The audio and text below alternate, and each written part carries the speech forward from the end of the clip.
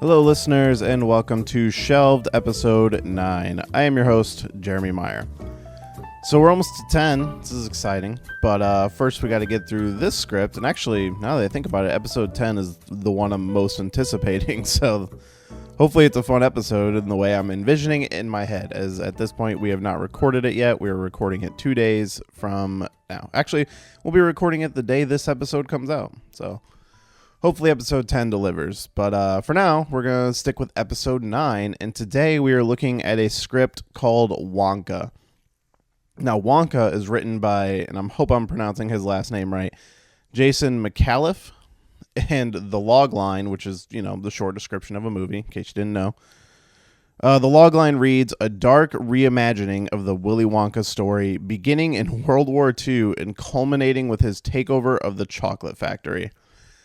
Yeah, I'm not a huge Willy Wonka fan, as I said on the mini episode, but this was a script I was pleasantly surprised by. I always let my guests pick the scripts, and when they picked this one, I was a little, I don't know. I ended up being very surprised and really enjoyed this script, as did my guest who picked it, and I think we both envisioned it being a little more darker than it was.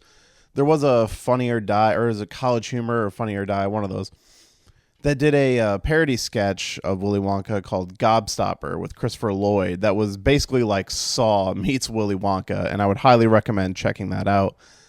But yeah, I guess we both thought, like, when we heard dark reimagining, like I pictured something more like Sweeney Todd, which was, super dark, and a musical, which Willy Wonka, the original Willy Wonka, was a musical. This one was not a musical.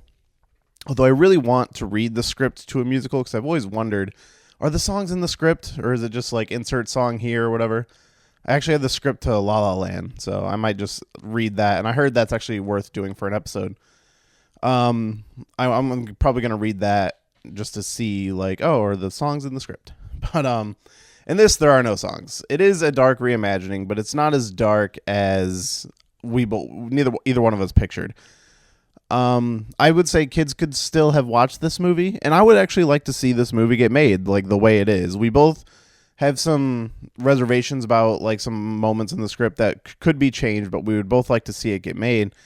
And it was just a lot of fun, and it's 100% worth reading, because there's a lot of stuff in the script that we just can't go into detail on the show, because like then we just have to start reading pages. But there's a lot of great dialogue. It's the way they characterize Wonka, they do it really well, and I would highly recommend reading this script. But we had a lot of fun with this one, and it's a solid episode 9, but episode 10, really excited for that. Man, I just didn't realize episode 10 was so close. I know technically there's already been 10 episodes because of the mini episode, but hey, those are numbered 0.5, so they don't count. And they're a little shorter. But yeah, so today we're talking about Wonka. I really hope you guys like this one. I really enjoyed reading it. I will say it does get off to a bit of a rocky start, just because we were recording this at work, and normally we record a little later in the night, but we had to get this one in a little earlier because of just timetables, and there were still like quite a few people in the office, and it does get a little weird talking on microphones in front of people, so we're, I guess, just a little shy at the beginning, but once everybody started clearing out, we kind of picked up a little bit. So I just want to apologize for that. It was just, we used to have a room with doors on it, and for some reason the doors got taken off, so now we're kind of just talking in front of people, and it just gets a little weird. Everybody was really cool, nobody tried to interrupt or anything, but I guess it's just a little bit of uncomfortability.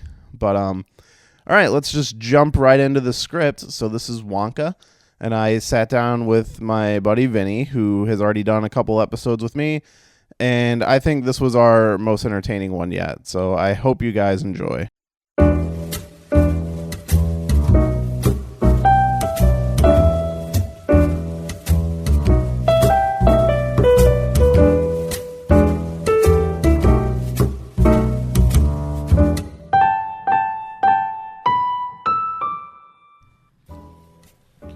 Okay. Did you end up watching the original movie? I just pretty much skimmed through it. Yeah, I kind of wish we skipped the beginning of it. We watched it back there. And I forgot how boring the beginning is. That's why I say skimmed through it. I was watching like the first like 12 minutes, and I'm like, why did I even think this was a good idea? But I just kind of skimmed. I mean, I've seen it numerous times. I just kind of want to get a memory refresher. I haven't seen it in years, especially not like the whole thing. I usually come in pretty much at the good part when they first get to the factory. Yeah, and it's good from that point on. But we were watching it in the beginning. I feel like after reading the Wonka script, I almost wish that was the movie I was watching. Yeah, I will, because we were searching for the movie, and the Tim Burton one is on Netflix, and we're like, nobody wants to watch that. No, thank you. And then luckily the original one was on Amazon Prime, and the songs in the beginning aren't that good. Like, and the new, like in the original. Well, I don't think any of the songs in Tim Burton. Yeah, I mean, just a couple songs that I don't know. I was never, there were friends of mine who were hardcore into either Goonies or fucking Willy Wonka, and I mean, I was never hardcore. I seen it, I fucking liked Nerd Candy.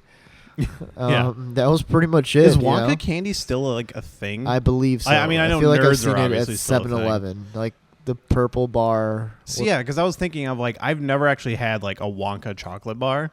Actually, I'll tell you this. I felt like a child. This is like, I don't remember when this happened, but there was a chocolate bar that they came out with, and it was like close to when the Tim Burton remake. Yeah, I do came remember out. the candy kind of ramping up around that time again. And they released it was a Wonka chocolate bar, just like a regular chocolate bar, but with like pop the purple rocks wrapper and everything. Yeah, but with pop rocks. And so you're eating the chocolate, but you're getting the popping sensation. Really? And it was so fucking awesome. That sounds pretty fucking really cool. Good. Yeah, and I remember kind of getting a little kick off those. So yeah.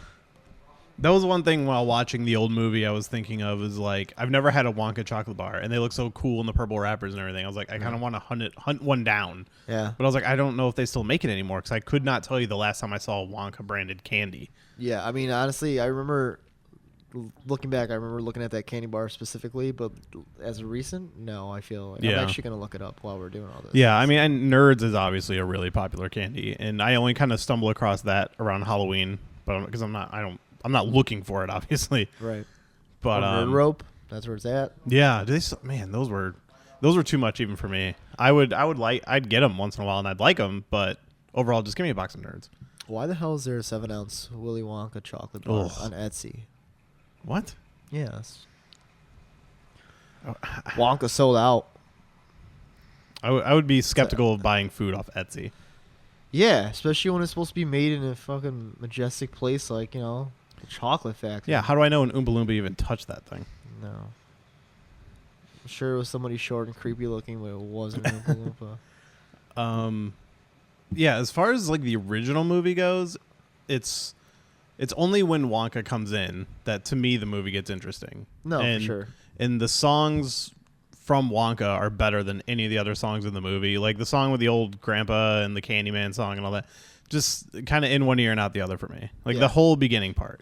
Yeah, and I you know what? I will say this. The one thing I do take away from rewatching the old one, it's a classic. It's not my all-time favorite movie, but it's definitely enjoyable. No, but it's good. But I'm glad I watched it, because after reading the script, you kind of have more of appreciation for the way it's written, because it kind of ties together why the kids were there and the reason behind it. And I feel, I don't know, you want to start talking about it? Yeah, well, I guess we should just start talking about the beginning. It kind of opens with, I mean, first of all, the first thing we see is Loompa Land. Yeah. And they establish a timeline of 1939, which I don't know if they ever give like a clear time period of when the Gene Wilder movie takes place. As far as when I was watching it, I didn't pick up on anything. No, I don't think I mean, so. it's definitely, that movie is what, 70s? Oh, dude, I don't want to be lying, but it sounds like it could be right. Yeah, I'll 60s, 70s, somewhere in there. I don't think it's as far as the 80s. But it definitely has like a 40s feel to it. Like you look at the house and the structure, but I don't know, the candy store kind of has like a 50s vibe going on. I feel like the characters in general were written in the same time as the original movie. It just felt that way. Yeah. You know, like just even the way the characters were represented, the way they spoke. It all, the way I was picturing it in my head was almost like the original. The Tim Burton movie felt completely detached from the original. The Tim Burton original felt more like those weird visions and like shit that he sees. You know, yeah, it's like if you took that scene in the tunnel and then extended that for a whole movie. Yeah, I mean, I don't know. So the story opens where it's like we get a little Loompa Land thing, and this little Loompa Land opening I think is actually kind of pointless. I would cut it from the movie in particular. But we see... have you seen the movie Pan that came out like a year or two ago? No. The beginning of this script is very similar to the beginning of Pan, where they tried to take Peter Pan and make it all dark and gritty, and it's like they're in World War II, and we watched it in the back. I thought it was a really terrible movie, but the beginning of this script reminded me of the beginning of that movie, but done well. Like, this opens up with Wonka and his buddies, what were their names? There was band. Slugworth. I don't know if I took notes of all their names. Slugworth is Devin and Slugworth. So it's Wonka, Devin, and Slugworth. They're kind of friends, and Wonka's original name is William Banniston. Yeah. And they're just like partying on top of a roof as Germans are dropping bombs on London. Aren't they like playing music? Yeah, and like kind of like a street band, I guess you could say, like a traveling street band that just walks around. But it's just like something they do, and right away they establish Wonka's kind of twisted view of reality, which is something that just keeps popping up throughout the script. And he basically just says reality is what you want it to be. Yeah. Actually, I will say this. From the first time in history of me being on the Shelved podcast, I took notes. A screenshot of my favorite line in this whole I've done that a few times. I never end up reading it on the show. Yeah. It's towards the end, so I'll make sure I slip it in at the right time. Yeah. No, there's actually a lot of good dialogue in this. Like, that was the thing in the beginning, because it is a pretty dialogue-driven script for the most part. Like, it isn't until the middle where you kind of get, like, some action scenes. But there's a lot of good dialogue in the beginning, and they do a very good job of establishing the kind of crazy that Wonka is. Like, I feel like from the beginning, you kind of, without even being explained, from just reading the dialogue between the characters and the interaction between the three characters, you can already tell that Wonka's like in his own state. You know, like he's so out there that like he acknowledges reality, but he twists it into his own view. Because like as they're dancing on the roof, he says, you know, reality is what you make it. But then like a bomb drops nearby, and he's like, yeah, maybe not always, but like, you know, he's at least aware of reality. But he really plays with it in his own perspective. And that's kind of the thing. He has this band of brothers, basically. They're literally a band, and they kind of just buy into his perception, and they're all just, you know, having a merry old time. And it goes quickly. Like, we kind of just get this opening scene with them as kids to establish, you know, the characters, and then we jump like 10, 15 years ahead to them working in like a toothpaste factory, and which I thought more was going to come out of this toothpaste factory, but and then it's just them older, and Wonka's still kind of the same guy he is, just working a job, which was a little different.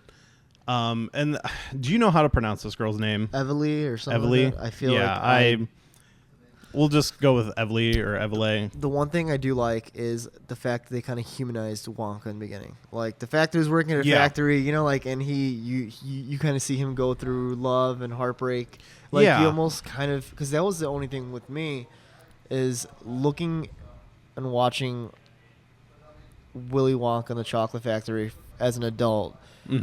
Made me, as a kid, I just wanted to see the Chocolate Factory. I just want to see what it was. As an adult, I want to know, who is this Willy Wonka guy and why is he like that? You know what I mean? So it's like it raised a lot more questions as an adult, and rewatching it now, and I feel like this script kind of gives a lot more of personality and a lot more character, you know. I 100% agree, because I was worried that, like, when you watch the Gene Wilder movie, we're only seeing a chunk of Wonka in the movie, first of all, and you only see a little bit of his life. And he's just this one crazy guy throughout. And it's the same thing the Tim Burton movie kind of did. They try to give you a little backstory in the Tim Burton movie, at least. But he's still just like this weird guy the whole movie. And this script does a really good job of establishing him as a person and taking him on a journey that by the end of the script, you believe him as basically this Gene Wilder crazy dude, but maybe a little more unhinged than that version. Yeah, for sure. Just a little. But yeah, they do a really good job of developing his character throughout the movie. And I was kind of worried it's just like, oh, he's just going to be crazy and aloof through the whole thing. But they humanize him at multiple points. So he sees Evely, we'll say. Yeah. And, crying, first of all. Yeah. And you can already kind of tell from the moment you read and you see her name, you kind of get the vibe that that's going to be the girl who Willy Wonka falls for. Yeah, and I mean, sure enough, immediately. And they don't shy away from it either, because it's literally the next paragraph where they literally introduce her as, oh, she's been widowed for a year, and then in the next paragraph he's like, he just walks right up to her and he says, it's a shame you'll never know the joy of being courted by me. Like he's just throwing himself at her kind of immediately. game. Yeah, and almost like insulting her in a way, just to try to convince her to hang out with them. Yeah, and she's immediately put off by it until she goes home and her mom like sees them outside the window and then forbids her from seeing him, even though she had no interest, and now that gave her interest. Yeah, but then it's almost like she then started gaining interest, but it almost seemed like in the beginning it was just kind of a revenge tactic, like she was trying to piss off her mom. She was trying to press the her mom buttons. is driving her away, and rebellious teenager like, oh well, now I'm gonna go hang out with them because you don't like it and I don't like you. And right, and then that's when it ended up to them hanging out, and Willie tries to kiss her. She pulls away, then ends up kissing him. And then it was weird because then all of a sudden she has this very shocked look on her face to then realize that she isn't a widow, and the guy who she thought was dead is not dead. That was Hal, her soon-to-be husband. Yeah, so he's like the son of this chocolate family, the Buckets. Yeah, which assholes. that was one thing rewatching the movie. You find out that Charlie's name is Charlie Bucket, and that comes up later in the script. And having not watched the movie in like a really long time, all of this was kind of new to me until I actually like the fact that I didn't rewatch the movie before I read this. I almost feel like I want to rewatch the movie now, like, because I last night I decided to reread the last 30 just to kind of refresh my memory. Yeah, and seeing all that, it's like the Buckets are almost painted to be the villains in the story. Yeah, they're painted to be terrible people. So watching back and you see the whole family hanging out and they look like a poor family in a home, and you're like, oh, those are the assholes. Yeah, like. But they do. I'm trying to remember because they really only establish the mom as being like really horrible. Even the dad was just kind of like didn't. As give a they shit. got older, he was just like, shut up. Yeah, and then when they got older, he was still the nice one, and she was, still a bitch. But yeah, it's weird to read the script knowing that, oh, this is this terrible family, and then you watch that movie and it's the same people, and it's just a really interesting perspective. And I'm glad I didn't watch the movie before I read this because things were actually coming to me as a surprise. Like once they introduced Charlie, I was like, oh shit, this script is going there. Because I thought it was going to be one of those things where this is like a straight up prequel and ends where maybe the Gene Wilder movie begins. Or it could be like The Crow 2037. It's completely and just completely have nothing to do with it. But no, they actually do the story in this movie. Like the last 20 pages. Towards the end, I was like, what's going to happen? Then I realized, holy shit, this is Willy Wonka on the Chocolate they're Factory. just doing it. And it's kind of crazy. Like I was not expecting that at all. So I thought it was a really cool spin to do that, where you thought she was widowed, and all of a sudden he comes back, and you realize he's a big bag of douche. Yeah, and I mean, asshole. The problem is this. Having rewatched the movie, this movie doesn't fit entirely because Charlie doesn't have a dad in the original movie, and in this he's very present as a horrible alcoholic abuser. He's present, but not mentally. But I mean, we're kind of getting ahead, but. One thing, so I think when they introduce Evely, they basically she automatically buys into his crazy, and like they're having imaginary tea parties and all this weird shit, and she's just into it. Yeah, and it's basically just like a montage of love and them hanging out, and then all of a sudden World War II ends, and that's when we were talking about her husband or fiance turns out to be alive because everybody thought he was dead. And then he comes back, and things quickly spiral she out of thought control. that he was dead, but he's not. To then realize, okay, well, And then she has he is no going to be backbone. married to him. And Willie then decides, you know what? I'm going to be forward with her. So he asks her, do you really love the guy? And Well, before I'm trying to remember if this happened. Didn't he propose to her before he came back? This was no, after. Oh, it so is he after? comes back and he pulls her to the side and he asks her, like, do you love him? You know, like, do you even love him? And she then says, admits that she doesn't. Yeah, and that she loves Willie. He gets on one knee and gives her a piece of butterscotch. Yeah. And that was his way of proposing. I see. Those are kind of the moments I like, because he gives her the butterscotch. And he's like, "You didn't think I would do a normal proposal?" Yeah, and he or says anything, it backwards. Yeah, he says that's "Will you marry me?" backwards. And like those are the moments I kind of like. They really do. They, like I said, they establish him as a character. Little things that kind of sprinkle like the personality of what we know as Willy Wonka. Whereas in the beginning, he's kind of fun and lighthearted, and in the end, you see how that lightheartedness flows into his insanity. Mm-hmm. And that's kind of a fun thing about it. Yeah, and I feel like, what was it? So after he proposes to her, they're going to have a dinner. Yeah. And they invite Willie. Yeah, and his whole idea is that they're going to tell them at dinner what's going on, and announce that they're going to get married and not her and Hal. Yeah, and but she has zero backbone and just completely... Willie what was it? It was a comment that Hal had made, and Willie got pissed off and stood up. Yeah, because he expected it would have been the time for her to stand up and be like, oh, no, Make actually, yeah. And she just goes with it. And Willie immediately just gets fucking pissed and storms out. I forgot how... It was something like... So they're at the dinner table around both her and Hal's family. Yeah. And he says, well, this is Willie. Willie says, Everly has an announcement to make, thinking that she's going to get up and say, hey, I don't love you. I'm going to stay with Willie. She gets up and says, I'm going to marry Hal. And Willie gets pissed off, almost storms off. So before we move any can we further, mention the little... I forgot the name of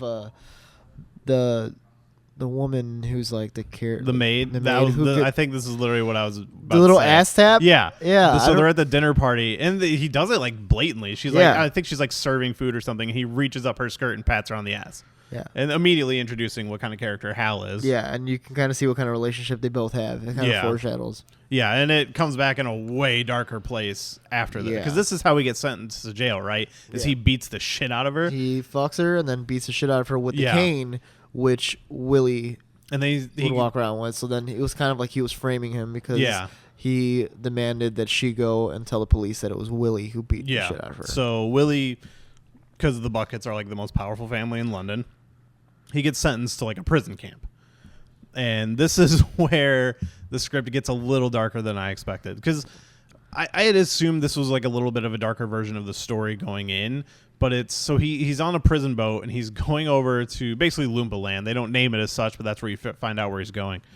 And he's got two like bunkmates and ends up killing both of them in the most ridiculous way, where one guy has a knife that he ends up stealing, and the wave crashes and hits the boat. Yeah, and the guy falls into the knife and accidentally kills him. And then the other dude is like, well, I'm going to tell on you. And he's like, no, it was an accident. And he's like, I don't care. I'm going to tell on you. He ends up just smothering that guy with a pillow. Was it Prodnose or something like that? Yeah, because he takes their names.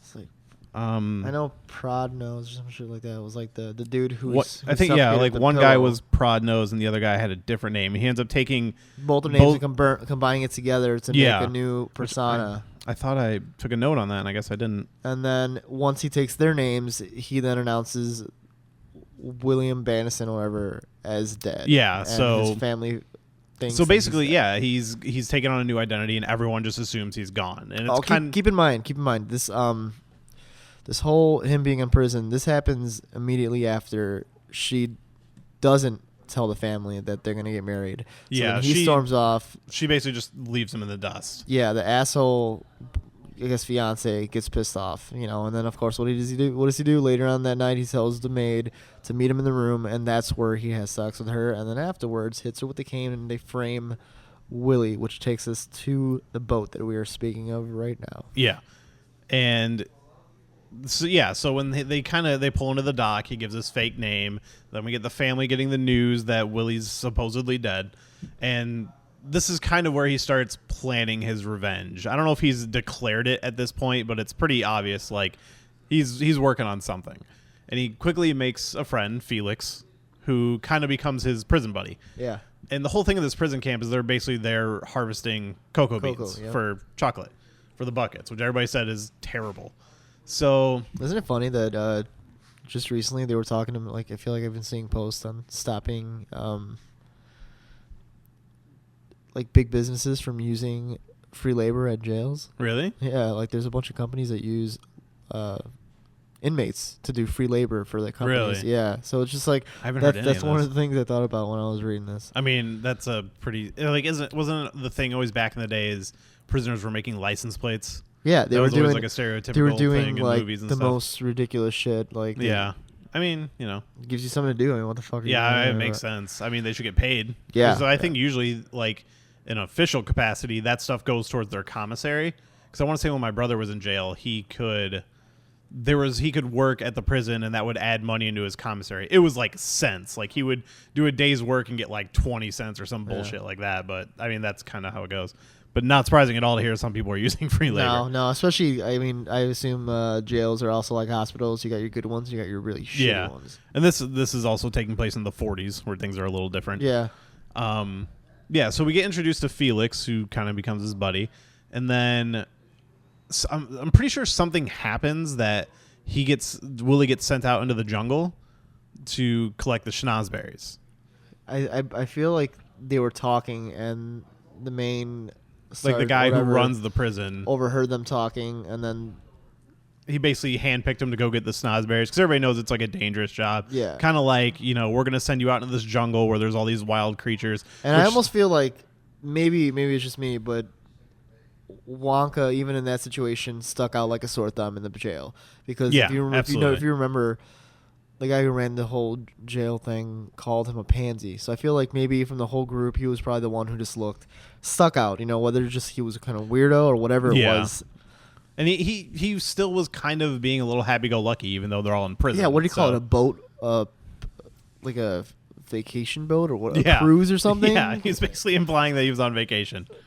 Instead of being in a fucking boat full of prisoners. Yeah.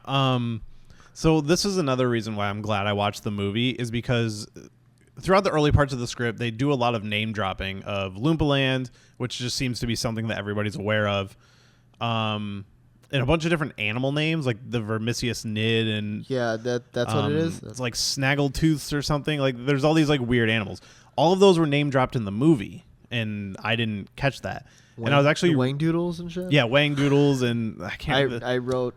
Wayne Doodles, Hornswoggler, yes, Snozwaggler. Like throughout the script, some people are like, "Oh, Hornswogglers aren't real," and then other people just seem to acknowledge that they are real. There's a little inconsistency with that stuff, but yeah, all those were name dropped in the movie, and I didn't know that.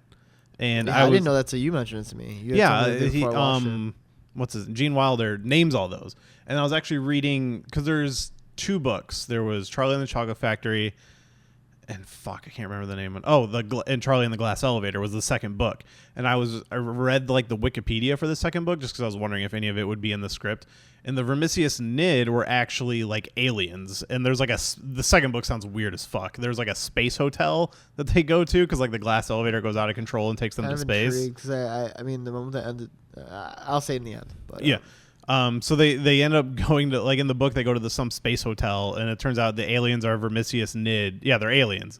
And none of that's ever mentioned in the movie or in the script or anything like that, but I guess that's where those things come from. It took a total 180. Yeah, but I thought, like, I read the thing about the book before we rewatched the movie, so I was like, oh, that's interesting. They pulled stuff from the second book into the script, and then to turn out they name dropped all that shit in the movie, too. That was kind of the thing I got out of rewatching the movie. But so he's sent out to get these snozberries, which everybody knows snozberries taste like snozberries. And he ends up meeting the Oompa Loompas for the first time, and they're basically just like they're not like little orange and green people like they were in this movie. They're just like little tribe people, I guess more akin to the Tim Burton version. Right. That stuff is more like because I think in the book that's basically what they were too, is little tribe people. Yeah, and so they basically say there's some prophecy that he's their savior. Yeah. No, he was basically that. What was he saying? That some. I forgot what it was. I don't know what he was reading from, but yeah, it was pretty much. It was what like he was cave saying, paintings. that the blue-eyed savior, and Yeah. then that's when he pointed to him, and then what was it? It was the horn of. Was it a hornswaggler's horn? Yeah, the hornswaggler's horn. And which is used, so the Oompa Loompa gives him chocolate that Yeah. they make, and it's delicious. which becomes the Wonka chocolate. Yeah, and versus the fucking Buckets chocolate, which everybody says is garbage and bitter, and nobody likes it. So while he was out there, he encountered a bunch of animals, and the Oompa Loompa ended up saving him. Like, he basically encounters every animal that they name drop, like, one at a time. He ends up getting the snozberries and getting caught by the Oompa Loompa, and then, yeah, they have the cave painting that tell the story of him as a savior, and he's just kind of like, no, I'm not a savior or whatever. But then he goes back, and him and Felix start learning how to make this chocolate. Yeah, no, I believe Well, the Oompa Loompa told him to crush the horn into dust and drop that into the chocolate. That's what the poison is? Yeah, Yeah. so it becomes a poison dust. Yeah, they start poisoning people at the prison. And so they end up basically getting chosen to host a dinner party, or I'm not host, but work a dinner party. Right. And they introduced Governor. God, the names in the script are amazing. Governor Foulbody and Prince Pondicherry, which I think one of those names comes from one of the books. I think it was Pondicherry is from I think the second book. That was my nickname in high school. Oh yeah, Prince Pondicherry. Yeah. It's not bad. Princess. Yeah. So they end up poisoning the dinner party. Everyone except for Prince Pondicherry dies. And then they try to make it seem like it wasn't them. Like they're like, oh my god, somebody's trying to kill us. Us three. Yeah, we have to escape. And so they all escape into the forest, and that's when they release the vermicious nid, which has kind of been hinted at like early parts in the script. They were feeding Oompa Loompas to it, and but we got it before that. We got to mention what was the name of the baby, the guy who took, because Felix had this invention, and it was a watch that basically it would make a ding, and like 10 years before you were set to die. So like let's say you got a fucking ding now, you would die on 10 years from that time, March 10th at 6:35 p.m. on 2027, and then I guess I forgot which character was it. It was the son's name was Gloop. Yeah, it was Augustus Gloop's dad, basically. Okay, there we go. Yeah, that's how they kind of tie in the kid. So yeah, he worked for Augustus Gloop's dad, and he invented the watch that tells you when you're gonna die. And didn't the kid put it on or something? Yeah, he put and it on his dinged? son when he first was born. Yeah, and it dinged right away. And so, oh my god, I'm just fucking putting this together now because Willy pushes him in the chocolate. 10 years that. Oh my god. Yeah, he kept asking like, "What time were you born?" Yeah. Yeah. Fuck. We're sorry, guys. We're You just kind of fucking blew my mind right there. Yeah, so, yeah, and that's how he got sentenced to prison because Gloop sent him there, and that's how he met Willy, and he has also vowed revenge. So basically when the Prince, Felix, and Willy are trying to escape, the monster... The vermicious nid. There we go. That, I guess you can say alien or whatever you want to call it. I mean, in this, it's just a monster. Yeah, it goes to kill Felix, and Felix looks at him and kind of... He wants to... Like, he knows he's not going to escape. Yeah, and he basically tells him to do him a favor, and he tosses him the watch. Yeah. And then he just gets eaten by the monster. So now it's just the Prince and Willy in the jungle. And they end up making a run for the Prince's plane. Right. Keep in mind, this whole time, Willy is coming across as a slight psycho because he had really just finished accidentally killing somebody and then proceeds to purposely kill somebody. Yeah. And then seems to have revenge in his mind, which then shortly after that, Felix dies. He hands him to watch, almost to say, "Hey, he's taking on his revenge for us." Yes. Yeah, it really is one big revenge plot, which is not at all. And I was expecting, so Willy's gonna go there. He's gonna learn how to make the chocolate. He's gonna come back, buy the toothpaste factory, turn it into a chocolate factory. And that wasn't what happened. No. So I honestly thought I was calling it from the beginning, and I was legitimately surprised multiple times throughout the script that it goes in a totally different direction. I mean, similar but different. So the Prince, his whole thing is he had a dream to live in a chocolate mansion or whatever the hell. A chocolate palace. Yeah, there we go. And so he wants Willy to make him, which this is when he adopts the name Willy Wonka. So he asks when they get on the plane and they're flying back to India, which is where the prince is from. That was the way of escaping the whole prison. That was his little scheme. Yeah. Is like they end up poisoning somebody and they're kind of just going with the flow. This guy's got a plane. Let's get the fuck out of here. And then, yeah, he tells them that he had a dream of having a chocolate palace in India. And then he asks Willy his name. And he's like, yeah, I'm Willy Wonka. And so that's where he adopts that name. And then he's like, well, you're going to build my chocolate palace. And you can tell there's reservations. Like, he's like, I don't think that's a good idea, but okay, you're fucking getting me out of here. And then we get kind of like a little bit of a time jump, like 2 years, I think.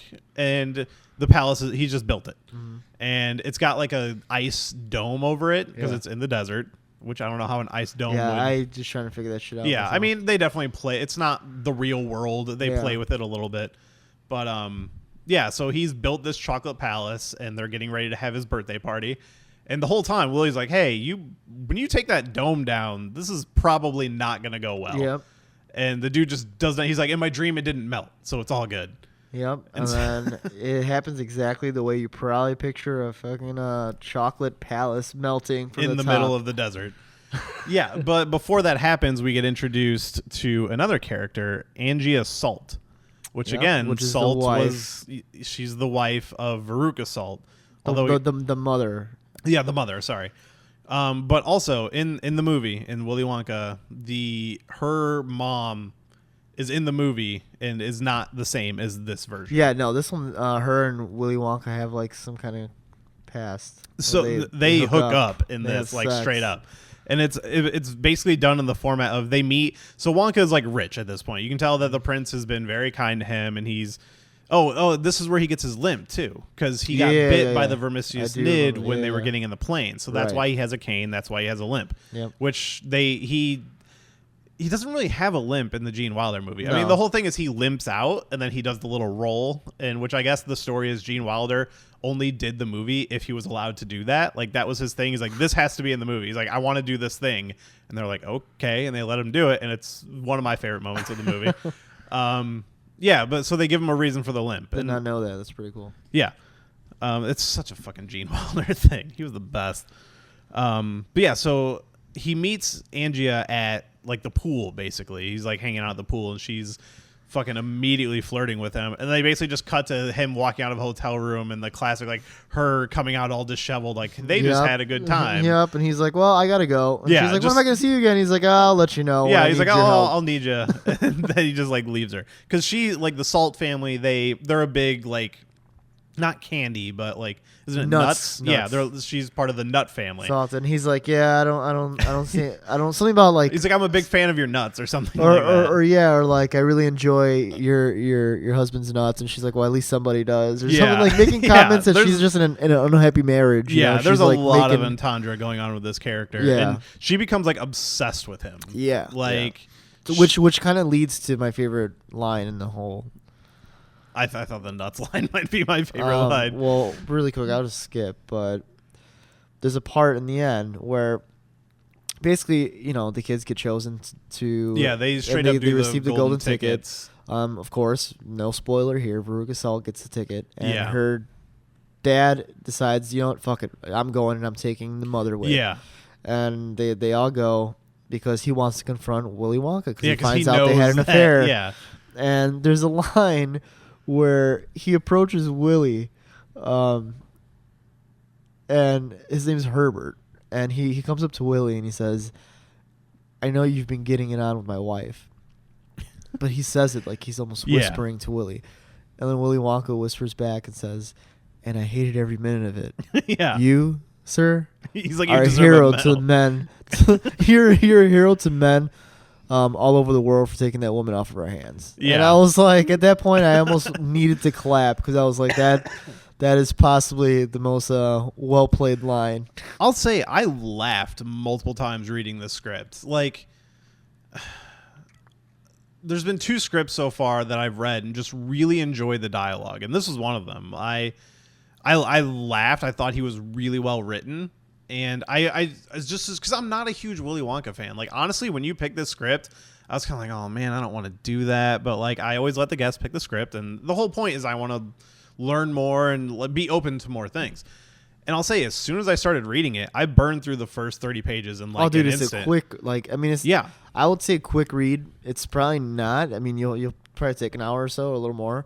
But it's, and I mean it in the sense that you start reading it, and all of a sudden you're just reading and realize you're on page like 90. Yeah, and I was really into it, and it's because of the writing. It's really well written. The dialogue, everything with every character, but mostly with Willy. It's just, there's such good.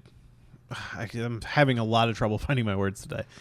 Everybody meshes really well. Like, you don't, like, sometimes with writers, I always feel like you're hearing the same voice come out of everybody just because it is one writer writing everybody. It's really hard. And I have this problem too. It's really hard to separate the characters from yourself. And I felt like everybody had an individual voice and they all served a purpose and they all felt unique and were funny. Like, right. Wonka is really funny in the script.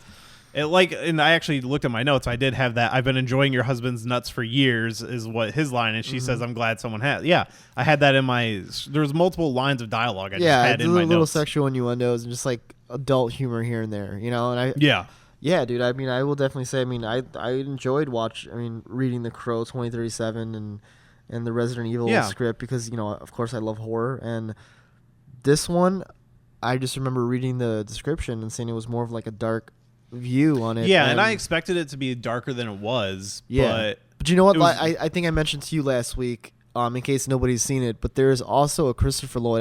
It doesn't have anything to do. It was a college humor sketch. Yeah, but it was really fucking so good. fucking cool, and it's called Gobstoppers. And it's Christopher Lloyd playing a really creepy Willy Wonka, and it almost kind of slightly like Saw meets Willy Wonka. Yeah, it's like almost what I want to picture this script, like this character in this script. Probably like 30 years from now. It reminds me either in the 90s or the early 2000s they made horror versions of a lot of classic stories, like a horror version of Pinocchio, and that's kind of what it reminded me of. And I would love to see them actually do, like, let's just fucking do a horror movie, which is something I've never understood is like, how did Willy Wonka get associated with like horror and creepy? And it's like, it happens to a lot of these older movies because it's a fucking kids movie. You watch the original Willy Wonka and there's some weird shit in there, don't get me wrong. The supposed death of all the kids and blah blah blah. Even though they in this script they do show that they all live, and it's something that they did in the Tim Burton version as well, where you see all the kids leaving the factory at the end. Yeah. Although they're all a little fucked up, like the girl's really tall and shit. They do kind of the same thing in this. They're all kind of bandaged up and hobbling out of the factory at the end, like, hey, just to let you know, everybody lived. But they're just hit a time where everybody was like, yeah, Willy Wonka is like a horror story, and I mean, I get it. I mean, I think with the right mind, you can always do that. It's really easy to take something and make it dark. Like, I don't know. I'll pull something on my ass. Why people wanted it? Like, why does somebody want like a dark Willy Wonka? I mean, don't get me wrong. This is a little darker and it's enjoyable. The moment I seen it, it's like, I guess. I mean, I'm not a huge. I think we've kind of established this in the beginning, but like, I was never huge on Willy Wonka. You know, it was never like one of my favorite movies. Yeah, me neither. I enjoyed it, but again, I only enjoy like half the movie. Right. So like, the moment I even got a taste of like what a dark Willy Wonka would be like, I was slightly intrigued, and that's the thing. I think it works for certain things. Like Alice in Wonderland is another one. Or I mean, but you can almost take a fucking like any Disney cartoon and almost put your dark twist. Like, but a lot of those were originally Pocahontas. Like, take Pocahontas. A lot of those were though. Like, they were all adapted from the Grimm fairy tales, which were written in like the fucking 1800s or whatever. And like the original story of like Cinderella, the stepsisters amputated their feet to try to fit it into the glass slipper. Like, they cut off their toes and stuff to be like, yeah, look, see, mine's okay. And a lot of those stories, they are dark in nature. Snow White and the Huntsman is actually a lot closer. No, wait, not Snow White. Snow White and the Huntsman is a lot closer to the story than any other Snow White movie. Like, I bought a book of like the Grimm fairy tales a long time ago. I haven't read it, but I did read Snow White. And yeah, I don't know if you saw Snow White and the Huntsman, that Kristen Stewart movie. It's okay. Kristen Stewart's really bad in it, but Charlize Theron and Thor, Chris Hemsworth, they make the movie worth watching. Okay. Does he turn into Thor? No. Okay. But he's pretty good. Charlize Theron is really good in it. And there's some cool like effects and stuff. But yeah, it like opens with like, you know, pricking her finger and 3 drops of blood in the snow and making wishes, and that's all like right out of the Grimm fairy tale. And yeah, I mean, it's like I said, I fucking example I was trying to say is like Pocahontas. You can if someone decides they want to make it Yeah. dark, make a white American guy named John Smith go into fucking go into a jungle or whatever, go into some unknown territory and then make it turn into Green Inferno, and there you go. You got a dark version of fucking Pocahontas. Awesome. I mean, you can honestly just take the real story of Pocahontas and probably make it a little darker because that story is not as PC as that cartoon. But or Finding Nemo, you find out they were all dead to start with. Yeah. I'm just but it's Finding Nemo's lost and they're all I in almost purgatory. feel like I think because of how much mystery is behind the character Willy Wonka, there's so much you can do with it, because in that original movie, I've never read the book, but I read the Wikipedia of the book, and the Wikipedia's description basically describes exactly the Gene Wilder movie. Like, I mean, since after this podcast, I know one of the things I'm going to do on my bucket list, which means I don't know if I'll do it. I kind of want to read the second book. I mean, they're kids' books. I'm sure they're very quick reads. Yeah, but I would still have trouble. Yeah, I mean... I wear Velcro shoes, guys. Wear Velcro shoes and Velcro zipper. Actually, yeah, my crotch. Velcro zipper? It's not even a Velcro zipper. This is where my crotch is because I don't have time. When I have to pee, I have to pee. Well, I mean, who has time? It's like that's how everybody at work knows I'm about to pee when it just sounds like you just hear that noise. It's like, Vinny's taking a dump. Oh man. I mean, there's things in the Willy Wonka movie that definitely, like the decapitating chicken scene, which I would love to know why that's in there. I don't know if anybody's ever talked about it. And yeah, that whole tunnel scene and sequence, he's fucking really creepy. And the signing of the document at the beginning, where it's like, hey, if anything happens, we're not liable or whatever. Yeah, and even in this script too, like even well, in this script, it's deliberate. This script, it's like it almost seems like towards the end, he was just really fucking losing it. He was losing his grip on masking the fact that he was insane. So the insanity really starts after the Chocolate Palace situation, which we're kind of still on. So he bangs the salt lady and tells her he's going to need her later. And then the opening of the Chocolate Palace, and of course they're having a huge party in there, and it immediately starts to melt as you would expect it to. And I guess it's basically implied that all those people die. I was going to say, that's my next thing I was going to say, is I'm pretty sure they all died because they were never brought up after that. They basically say that it quickly collapses, and I'm just going to assume they all drown in chocolate or get crushed by chocolate. I would have been alive but fat as fuck. Oh, yeah. My way out. I mean, that would have been a great way to die. But at this point, Wonka has already stolen a bunch of... So I think he had a room full of jewels and stuff, and then they open it, and it's all empty, and Wonka took it back to London. So now... Wonka's back in London. He's rich as fuck, and immediately... when the poisoning started in the prison, they were poisoning... Oh, fuck. I forgot about this. This is so fucked up. They were poisoning chocolate and sending it... That was getting sent back to London. And there's like a montage of people eating it on the streets and dying. Yeah. Like just foaming at the mouth. Like children. They specifically call out poisoned children in this script. And I told her, I can't believe I fucking forgot about that. So yeah, this shit does get a little dark. Really quick, can I just tell you how my mind works? Because I just have to say it now while I'm thinking. So imagine the palace melts, right? Yeah. And all these people die. Let's imagine this guy's fucking popping. There's like hundreds of people, and they all die from the chocolate palace melting. Imagine if like Godzilla and shit was real. Like that would have been like a people candy bar. Like if you would have picked, like if you were Godzilla or King Kong and you picked up that big palace, that's like a human candy bar. That's like a fucking treat. That's like a whole new Wonka bar. For some reason, my mind's going to Reptar and Rugrats. That would be because cool too. Wasn't there some chocolate element to that? Like they had Reptar candy bar, chocolate bars, and cereal. That's where I'm going with that. But yeah, I just think about, I'm like, man, that's like the ultimate like win for any monster or giant. Like you just pick that shit up and it's like fucking Reptar's such a good name. It's like right up there with Trogdor. It's like my porn name. Raging Reptar. Anyways, Raging Reptar. So it melts. Yeah, and Wonka goes to England and is immediately setting out for his revenge. So the Buckets, since everybody was getting poisoned eating their chocolate, they're fucked. Yeah, they're out of business. They're now living in the fucking little home that we see in Willy Wonka, and we find out that Everly has married Hal, and they have a child named Charlie. And legitimately, when I read that, Hal's an alcoholic. Yeah. Everly is just living miserably while she's getting cheated on. It seems like she almost knows all this shit's happening. Oh, she absolutely knows, and she's just trying to take care of the son. She makes it very clear that it's all for Charlie.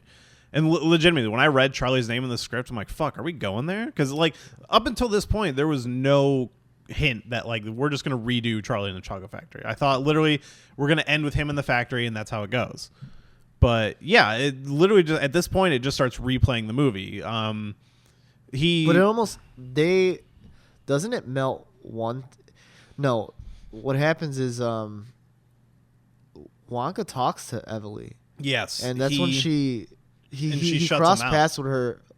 He like has a party and he invites them. Yeah, and he lures her into another room. Like first he like hooks up with his friends Slugworth and Devin and then he has this party and invites them and he pulls her into another room. He's like, hey, we can be together now. I have the house and money and we can be happy and you can bring Charlie and it'll all be great.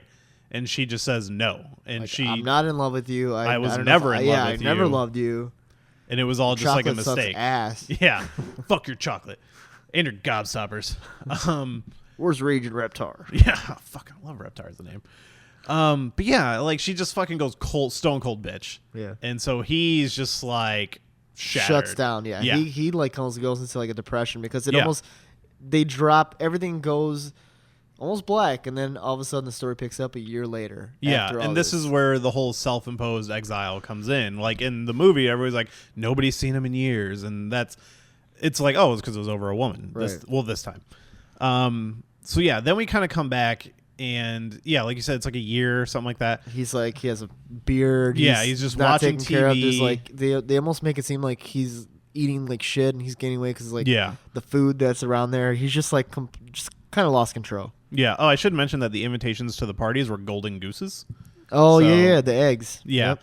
So I mean, they're pulling in a lot of Willy Wonka stuff.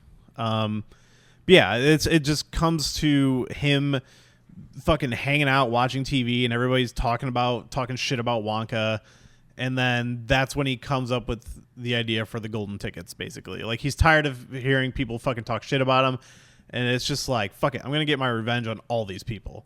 And so everybody that gets a ticket, I think there's one of the kids, maybe is it the gum chewing girl? I think she has nothing to do with anything. She's just one of the people who happens to find the tickets. Yeah. And no, was it him or was it her or was it the Michael TV kid? Oh yeah, I think it's the TV kid. That's the kid who was just kind of like he wasn't really tied into much. Yeah, maybe it's both of them. Maybe they just kind of don't matter. Because the girl who was chewing gum, she's kind of like a little cunt. Yeah, I feel like that the other dude was the other kid, the TV kid, Michael TV, whatever. Yeah, he almost seemed like just like the lucky random kid who was and he was just kind of annoyed that he got a ticket, but it's just like whatever. And even when they're like introducing all the characters, like when they do the whole introduction thing when they're at the factory, he just totally brushes those two off. Yeah, walks right past. Yeah, them. so we get Augustus Gloop because that's Felix's revenge. Yeah. We get, and keep in mind, guys, the kid who, as a baby, when he put on that watch that Felix invented and it dinged, meaning he was going to die 10 years later. Yeah, that kid is now at the chocolate factory now with the golden later. Ticket. So this is all starting to fall into place for Charlie's little revenge.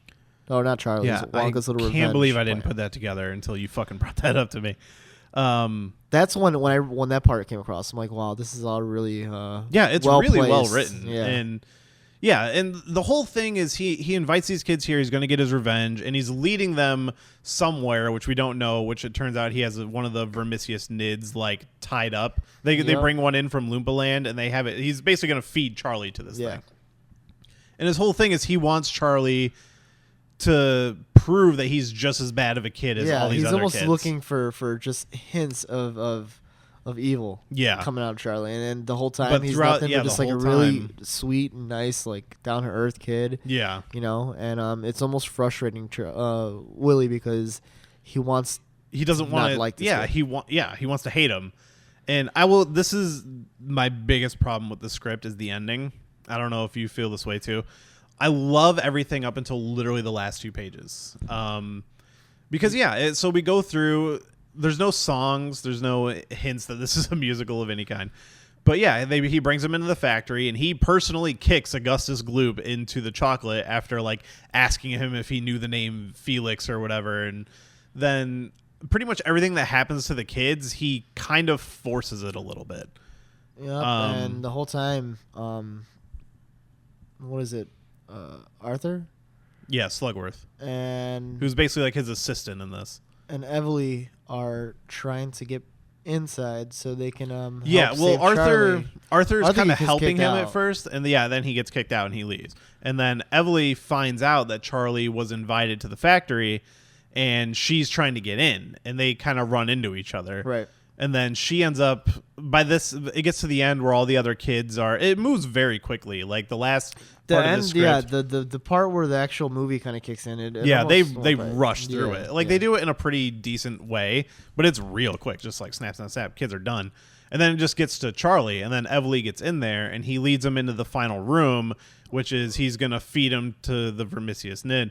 But the whole time, Charlie's like, hey, like, what happened to the other kids? Like, are they okay? And, like, Wonka's basically like, going what? crazy, like, what don't worry other, about it. I don't even know what he's you're like, talking about. Yeah, he's like, what other kids? Like, we're here alone, basically. And he's so crazy to the point where he's just completely ignoring that these kids even existed. This is where his like craziness is really starting to come out, where you're just like, all right, this guy's fucking lost it. Like, it's not even concealed.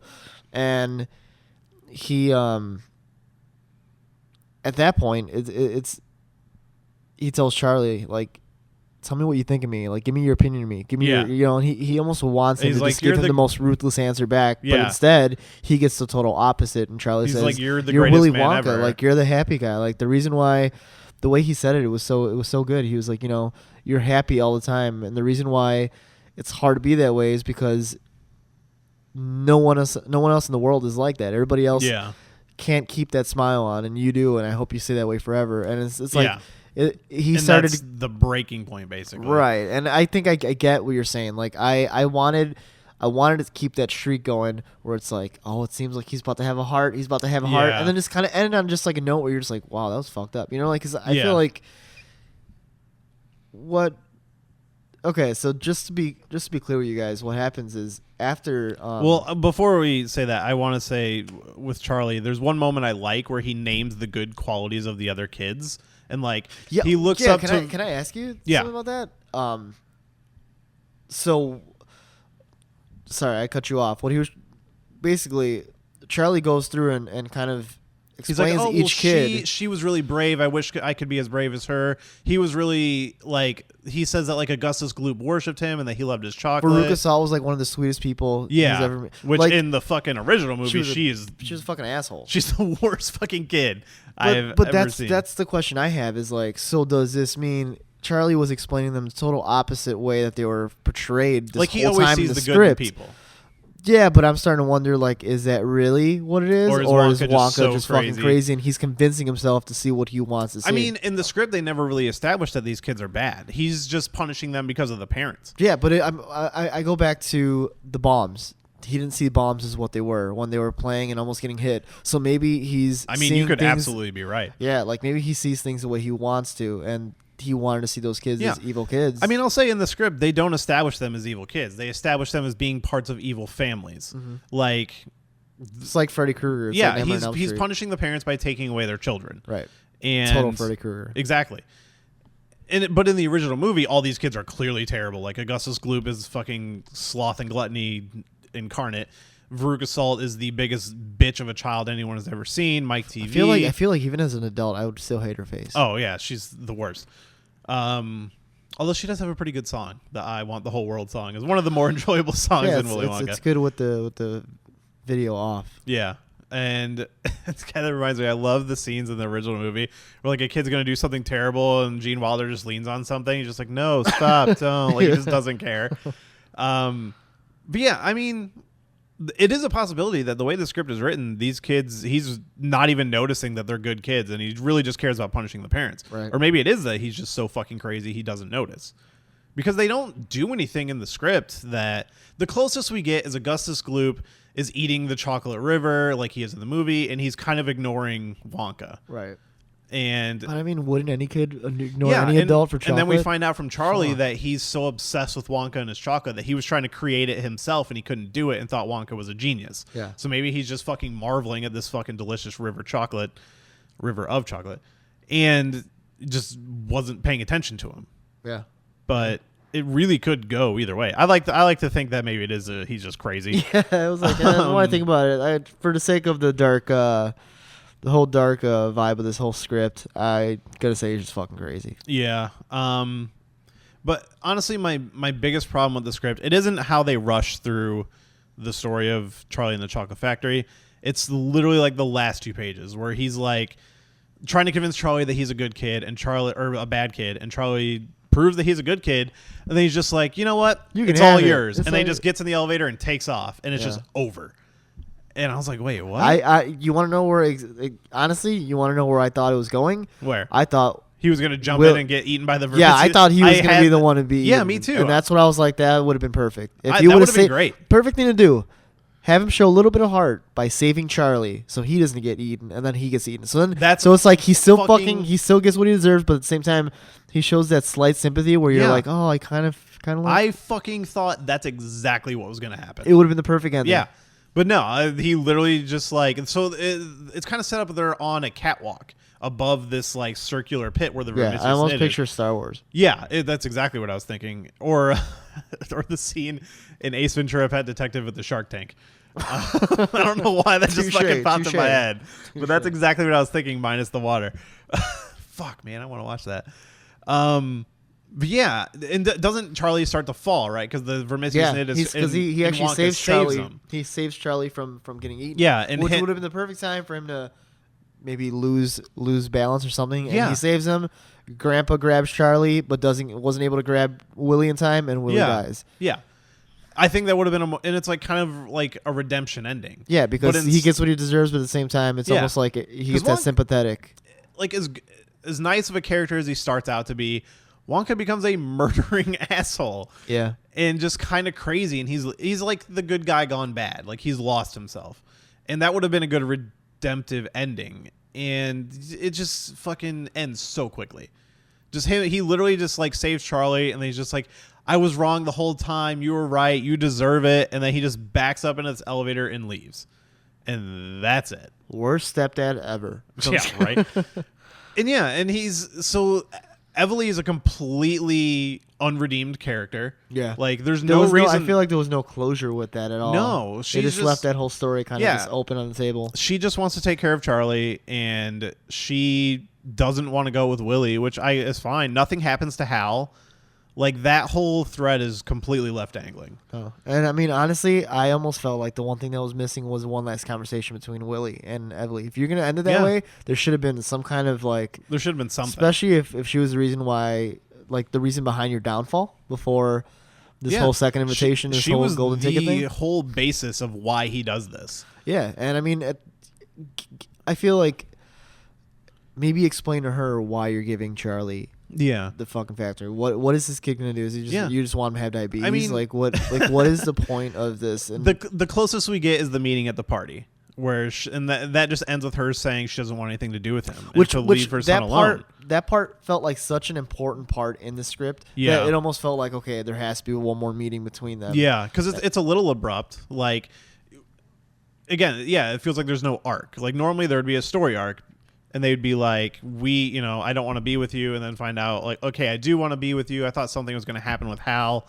But literally, it's just completely dropped. I mean, it's just weird because, like, you get hot and cold. The 2 times that they've had a conversation, it was hot and cold. The first time, she wanted to marry him, and she kissed him, and they seem fine. Next time they have a one-on-one, she tells him she never loved him. And it's like, okay, well, maybe this last talk will really clarify things. But I feel like that was kind of left unanswered. And the thing was, she says she never loved him, but you see that she does the things with Charlie that they used to do, having fake tea parties and stuff like that. So clearly that's bullshit. Yeah. She clearly had some feelings for him. She really enjoyed what he represented or stood for. And it just, it falls flat. Like, I feel like there's something missing. Like, I missed like 5 or 6 pages or something. Yeah, no, for sure. And then just like he steps into the elevator and he's gone. And which made me think of this. That's why you said, when you brought up the second book, I didn't even know there was a second book. Yeah, the glass but in elevator. the second book, it's all of them. It's the grandpa, Charlie, and Wonka in the glass elevator, and they go to this fucking space hotel. Nah, they should have died. Yeah, which was the grandpa even was part of it, right? Like he came along. He went with, but he doesn't really do anything. There's no scene where they drink the soda pop or anything like that. No, he just dies. Is that what happens? No. I don't remember that. I picture my own ending. Yeah, I mean, maybe that's the reason why, because this is one of the blacklist scripts that like, oh, this script could get made someday.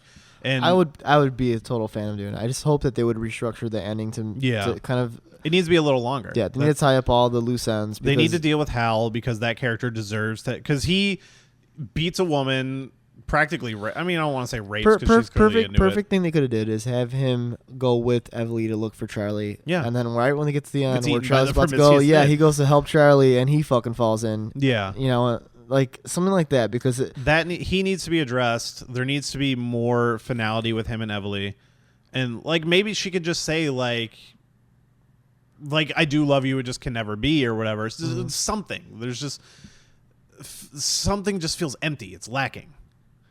Mm-hmm. And I mean, because it just kind of contradicts the whole message that was dropped numerous times, and it was that all bad apples deserve to die. Yeah, you know, and that's why I think that if Wonka would have died in the script, it would have been a lot more fitting. Wonka becomes a bad apple. Yep.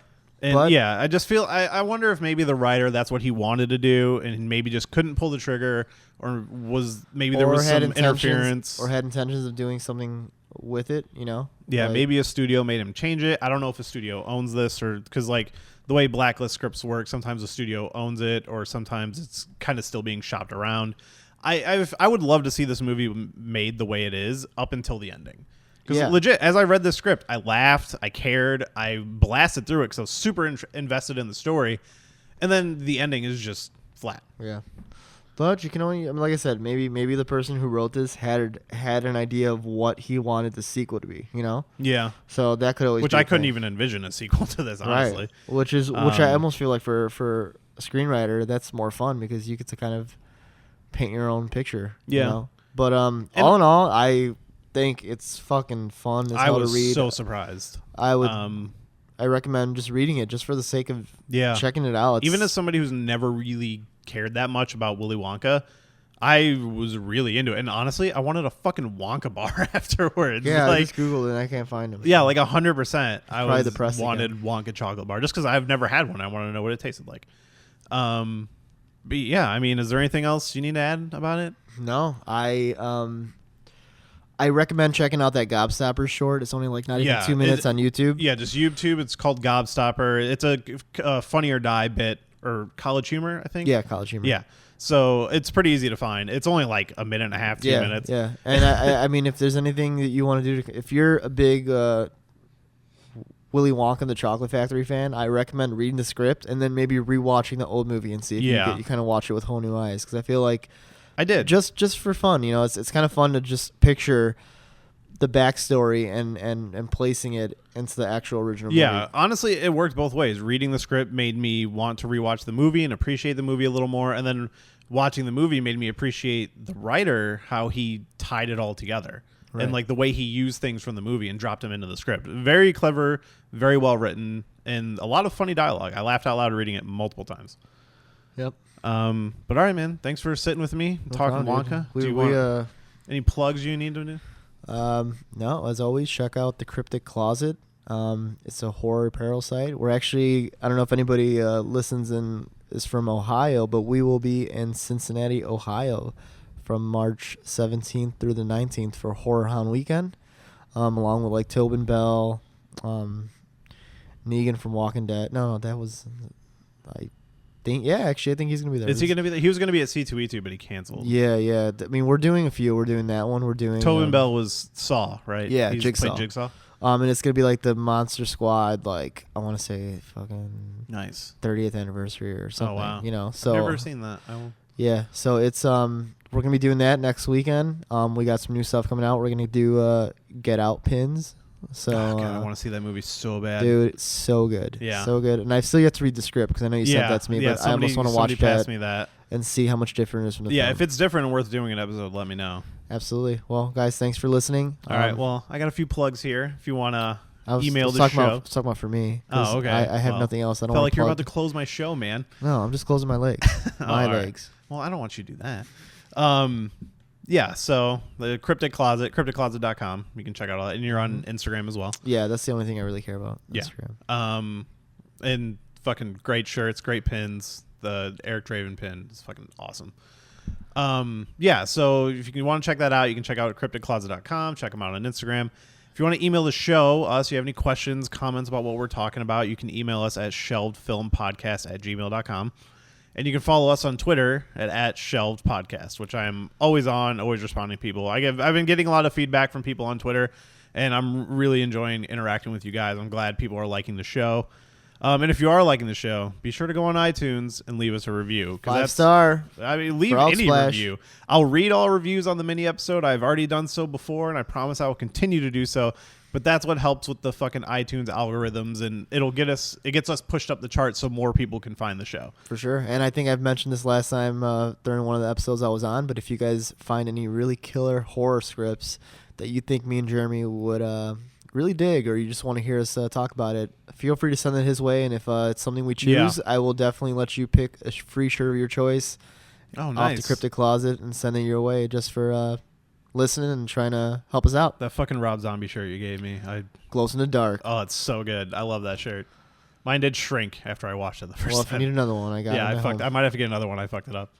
But yeah, thanks, man. And yeah, that's a great deal. So fucking leave a review, send us a script, send them to the Gmail that I mentioned earlier. And everybody, thanks for listening. Vinny, thanks for sitting with me. Thank you.